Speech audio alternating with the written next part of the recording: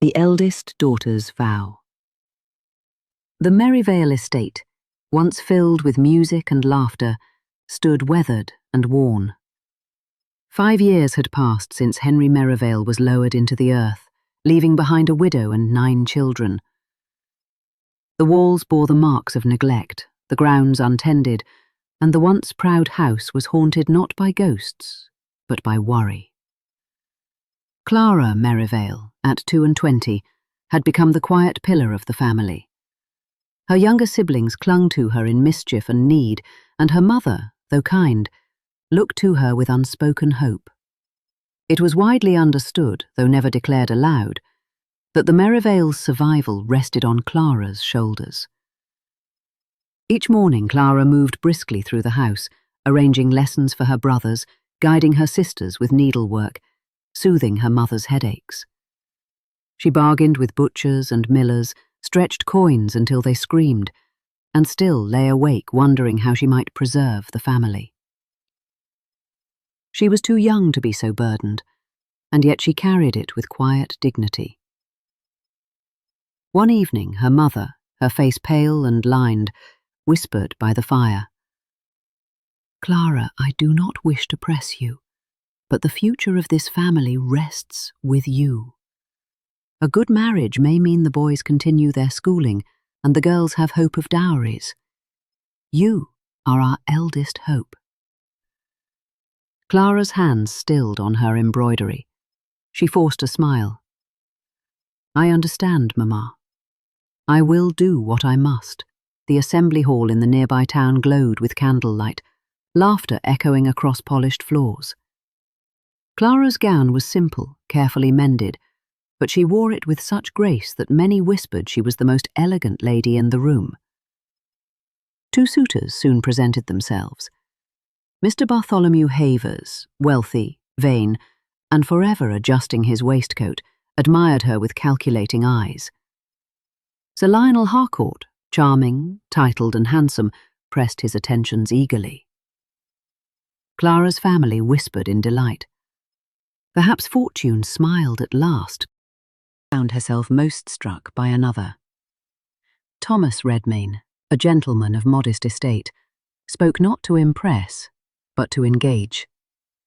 She noticed first how he knelt to speak kindly with her younger brother about Latin declensions, earning the boy's eager trust. Only then did he turn to Clara, his bow respectful, his conversation thoughtful. No dazzling words, but sincerity. She felt something stir within her that no grand promises had yet touched. Hope was short-lived. Word of the Merivales' dwindling fortune spread like wildfire. Mr. Havers withdrew his attentions, leaving excuses of sudden illness. So Lionel, undeterred, pressed more boldly, promising to secure her family's future. Under pressure, Clara allowed his courtship. But soon rumours reached her ears. Debts, gaming, reckless wagers. She herself saw him at cards, laughing as he lost sums that would have fed her siblings for years. When she confronted him, his sneer chilled her. "You think you can afford to choose, Miss Merivale? You have no fortune, no dowry. I am your only chance." Her voice, determined, steady, though her heart raced, answered, "Better no match than a false one." She broke the engagement. Society turned cruel. Neighbours whispered. Invitations ceased. The Merivales sank deeper into disgrace. As if ruin were not enough, illness swept through the Merivale children. Fevers burned, coughs rattled. Clara sat night after night, cooling foreheads, spooning broth, refusing rest. Her own gown grew damp with sweat not her own. Thomas Redmayne appeared quietly at the door, bringing medicines, broth and help, ignoring propriety and gossip. "I could not stand idle knowing you needed aid," he said simply. He carried Clara's youngest sister in his arms when she grew too weak to rise, his coat damp with her tears. Clara's heart tightened. In the long dark nights she realized here was a man of true worth.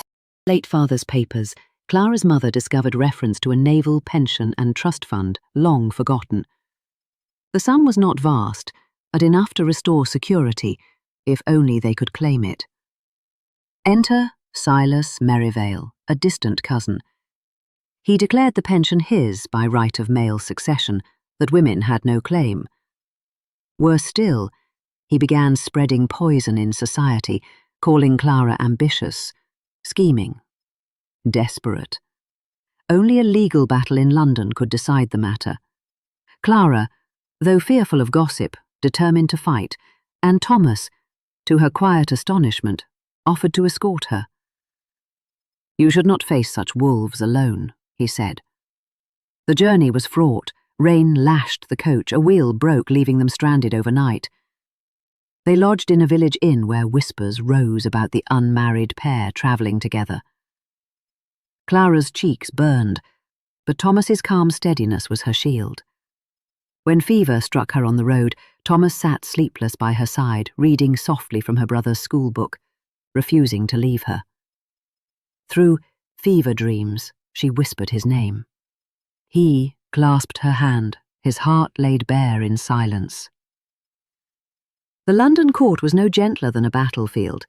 Silas produced forged papers, accused Clara of deceit, and mocked her as a woman grasping at fortunes. Clara stood trembling, but when called upon, her voice rang clear. "My father earned that pension in service to his king. It belongs not to fortune hunters but to his children, who bear his name and his memory."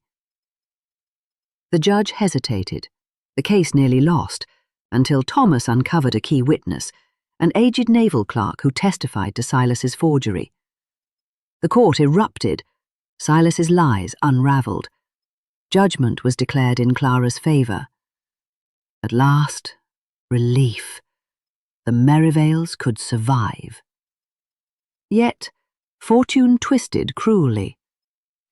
Days later, Thomas was injured at the docks while inspecting cargo for his ventures. Struck by falling timber, he was carried home near death. Clara rushed to his side, her hands trembling as she clasped his pale fingers. "I have long loved you," he whispered, "but I would not bind you to a man uncertain of his days." Clara bent close, her tear falling. "It is not wealth I seek, Thomas. It is you alone." As Thomas lay recovering, another suitor arose, Lord Ashcombe, newly widowed and immensely wealthy. He courted Clara boldly, offering jewels, London houses, and protection for her entire family. Her mother, weary and practical, urged her to consider. "For the children, Clara. Think what you could secure." Clara wavered, torn between duty and heart. Lord Ashcombe's power dazzled, yet something hollow echoed beneath his smiles.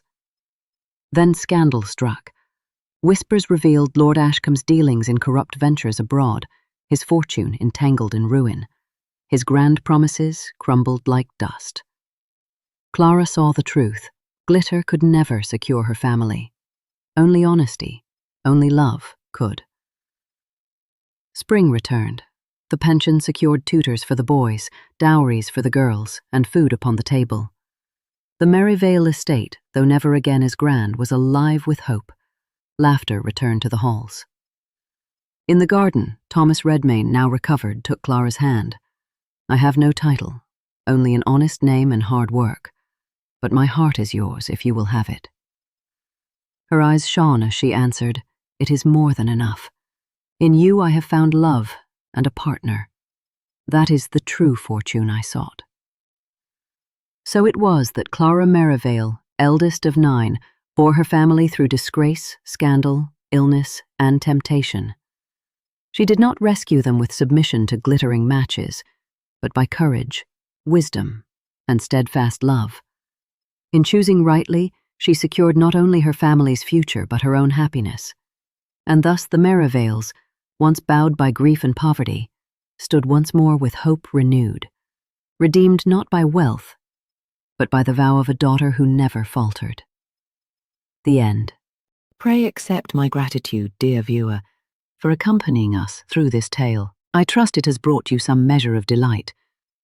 If the story has pleased you, kindly grace us with your thoughts and do subscribe to this channel that you may be promptly notified when further romances and adventures are unveiled. Until our next meeting, I remain most obliged to you.